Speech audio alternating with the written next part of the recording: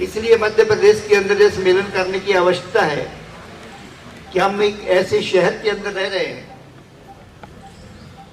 जहां की सांसद कहती है कि गौड़ से देशभक्त था, देशभक्त है और देशभक्त रहेगा। हम एक ऐसे प्रदेश के अंदर रह रहे हैं जहां की संस्कृति मंत्री कहती है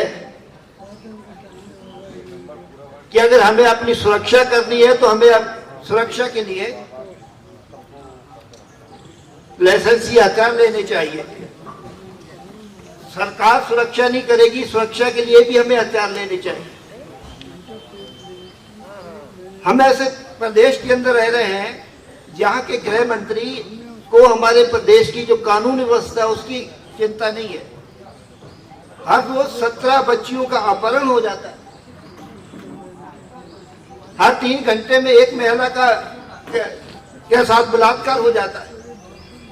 कानून व्यवस्था की चिंता नहीं है, लेकिन किस महिला ने कौन से कपड़े, इस फिल्म का नाम क्या है और किस फिल्म के अंदर किस हीरोइन ने, किस हीरो ने कौन से कपड़े पहने हैं, उसकी चिंता उनको ज्यादा है।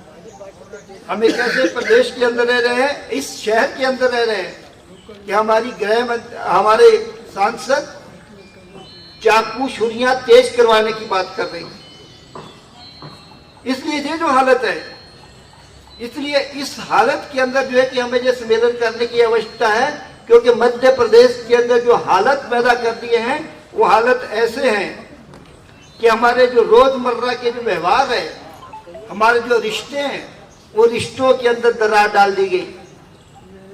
इंदौर के अंदर अगर एक चूड़ी बेचने वाला जाता है तो उससे उसका पता पूछा जाता है, उससे उसका धर्म पूछा जाता है। पीतमपुर के अंदर एक गोलगप्पा बेचने वाला जाता है तो गोलगप्पे वाले से कहा जाता है कि तू मुसलमान होके हमारे मोहल्ले के अंदर गोलगप्पे बेचने क्यों आया। देवास के अंदर अगर एक टोस्ट बेचने वाला जो पिछले 20 साल से टोस्ट बेचता, पूरे इलाके के अंदर टोस्ट बेचता था, वो अगर टोस्ट बेचने के लिए जाता है तो उससे उसका आधार कार्ड मांगा जाता है और उसके बाद उसको पिटाई करके उसके घर से उस गांव से निकाल दिया जाता है। उज्जैन के अंदर एक रद्दी खरीदने वाला रद्दी खरीदने के लिए अगर गांव के अंदर जाता है, उसकी पिटाई की जाती है और उससे कहा जाता है कि आप किसकी अनुमति के साथ हमारे गांव के अंदर आए। खरगोन की बात कॉमरेड सुभाषिनी अली कह रही थी, और अभी 5 दिन पहले एक 10 साल के बच्चे को पीट का जय श्री राम कहलवाया गया खरगोन के अंदर। हम ऐसे प्रदेश के अंदर रह रहे हैं। ये हालत, इसलिए इस हालत में हमें लड़ने की आवश्यकता है, क्योंकि अब उनके निशाने पर बहुत कुछ है। कुछ लोगों को लगता था कि वो सिर्फ मुसलमानों को अपने निशाने पर लिए हुए हैं, लेकिन अभी नीमच में, मनासा में एक जैन बुजुर्ग को भारतीय जनता पार्टी के पार्षद ने पीट कर मार दिया और कहा गया कि तू झूठ बोलता, तू जैन नहीं है, तू मोहम्मद। सिवनी के अंदर 2 आदिवासियों को घर से निकाला जाता है, रात में पीट कर हत्या कर दी जाती है और कहा जाता है कि तुम गाय के तस्कर हो। रतलाम के अंदर एक बुजुर्ग व्यक्ति जो पेशाब करने के लिए जाता है, वो से 8 फीट दूर गाय बैठी होती है, आवारा गाय, और उसकी पिटाई की जाती है कि तू हमारी गाय की ओर देखकर पेशाब कर रहा है। ये हालात मध्य प्रदेश के अंदर पैदा कर दिए गए हैं। और नीमच के अंदर एक ट्रक के पीछे बांधकर एक आदिवासी को घसीट के, एक ट्रक के पीछे बांधकर जो कि घसीट के मार दिया जाता है। ये जो आतंक का वातावरण बनाने की कोशिश है, ये जो भय का वातावरण बनाने की कोशिश है, इस वातावरण के खिलाफ लड़े जाने की आवश्यकता है, क्योंकि अब हम सब खतरे में हैं। अब कोई त्योहार हमारा आता है तो हम त्योहार का इंतजार नहीं करते, अब हमें दिवाली का इंतजार नहीं रहता। अब हम ईद की खुशियां मनाने के लिए ईद का इंतजार नहीं करते, अब हम इंतजार करते हैं कि ये त्योहार शांति से निकल जाएं। अब हम इनके शांति से गुजर जाने का इंतजार करते हैं। अब इनका हम जो है कि इनके आने का इंतजार नहीं करते। और ये जो हालात हैं, इस हालत के खिलाफ लड़े जाने की आवश्यकता है। और इसलिए लड़े जाने की आवश्यकता है कि जो बुनियादी सवाल है हमारे प्रदेश के, उन बुनियादी सवालों से जनता का ध्यान हटाने की जो कोशिश है वो समझे जाने की आवश्यकता है। अब जो चाकू छुरियां तेज करवाने की बात हो रही है, तब मंडियों के अंदर किसानों के धान लूटा जा रहा है, इसकी चिंता किसी को नहीं है। पिछले साल उत्तरी मध्य प्रदेश में मुरैना के अंदर, मुरैना में, श्योपुर में, भिंड में किसानों का बाजरा खरीदा और उसके बाद 3 महीने बाद कह दिया, वापस कर दिया कि अब आपका बाजरा जो है कि हम पेमेंट नहीं करेंगे, आप अपना बाजरा उठा लीजिए। और अब नरसिंहपुर में दूसरी जगह पर किसानों का जो धान खरीदा हुआ था एमएसपी से ले लिया गया। अब 3 महीने बाद कह रहे हैं कि आप अपना धान उठाकर ले जाइए। ये जो मंडियों के अंदर किसानों की लूट हो रही है, इसकी चिंता मत, इसकी चर्चा मत करो। ये जो यूरिया खाद को लेकर संकट है, संकट की चर्चा मत करो, इसके बारे में चर्चा नहीं कर रहे। पीडीएस के बारे में चर्चा हो रही थी। पिछले 7 महीने से मध्य प्रदेश के अंदर जो राशन की दुकानों पर मिला करता था, हमें ये जो गेहूं मिला करता था, वो पिछले 7 महीने से बंद है। 1 रुपए किलो मिला करता था। और अब अगर वो 5 महीने से अगर बंद है, 1.5 लाख टन गेहूं हमारे प्रदेश के अंदर मिला करता था। उसको अगर किया जाए तो 15 करोड़ किलो बनता है।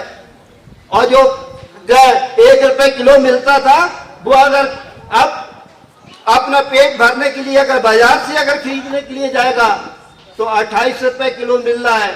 इसका अर्थ ये है कि 420 करोड़ रुपए हर महीने गरीब की जेब से निकाल लिए जाते हैं। और ये जो कंपनियां हैं, कंपनियों की जेब में, भारतीय जनता पार्टी के लोगों की जेब में डाल दिए जाते हैं। ये जो लूट है, इस लूट के बारे में चर्चा मत करो। अब गेहूं नहीं, चावल दिया जा रहा है। और 1 किलो गेहूं, 1 किलो चावल हम खाते नहीं है। और फिर कह देते कि हमको ही दे जाओ 12 रुपए किलो। 12 रुपए किलो हम गेहूं उनको दे देते हैं। और उसके बाद 36 रुपए 35 रुपए किलो बाजार से जाकर गेहूं खरीदते हैं। 3 किलो चावल देकर 1 किलो गेहूं खरीदा जा रहा है। ये जो लूट हमारी हो रही है, इस लूट के बारे में चर्चा मत करो। ये सवाल है, इन सवालों पे वो चाहते हैं कि इन सारे सवालों पे चर्चा ना हो। और इसीलिए जैसा कि हमारे साथियों ने बताया कि ये जो हिंदू राज्य की स्थापना करने की बात करते हैं, उनका मकसद है मनुवाद को स्थापित करना।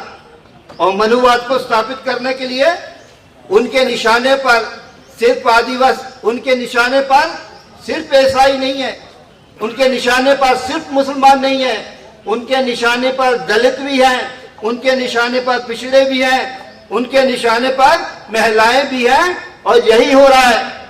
पिछले 4 साल से जो दलित आदिवासी बच्चों को छात्रवृत्ति मिलनी चाहिए थी, मध्य प्रदेश के अंदर नहीं मिली, छात्रवृत्ति नहीं मिली।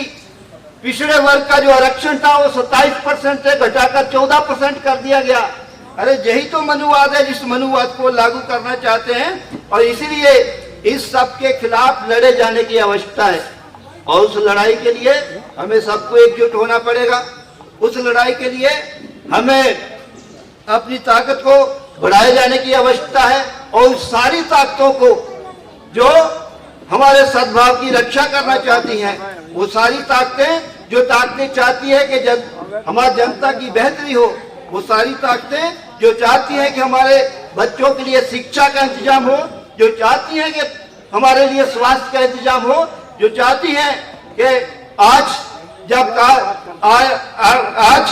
जब सांप्रदायिकता का उन्माद पैदा करने की कोशिश की जा रही है, तब लोगों को बताया जाना चाहिए कि पिछले 4 महीने से सरकारी अस्पतालों में ये जो डायबिटीज की, शुगर की, कैंसर की दवाएं जो मुफ्त मिला करती थी, पिछले 4 महीनों के अंदर जो है कि लोगों को नहीं मिली। तो ये जो जनता के बुनियादी सवाल हैं, इन सवालों के लिए लोगों को लामबंद किया जाना चाहिए, व्यापक एकता बनाई जानी चाहिए। वो तमाम सारे ताकतें जिन तक अभी तक हम नहीं पहुंच पाए हैं, उन तक भी पहुंचना चाहिए। और इस सद्भावना का संदेश पूरे जो हमारे नेताओं ने बताया, उस आधार पर हमें प्रदेश के कोने कोने पे पहुंचाना चाहिए। ये जहां पर शुरुआत है, इसको पूरे प्रदेश में किया जाएगा और प्रदेश के साथ साथ भोपाल के अंदर भी इसको एक जगह पर नहीं, इसको हर मोहल्ले में, हर गांव तक इस संदेश को पहुंचाने की पहल करनी चाहिए। इसी के साथ मैं अपनी बात खत्म करता हूं। बहुत बहुत धन्यवाद।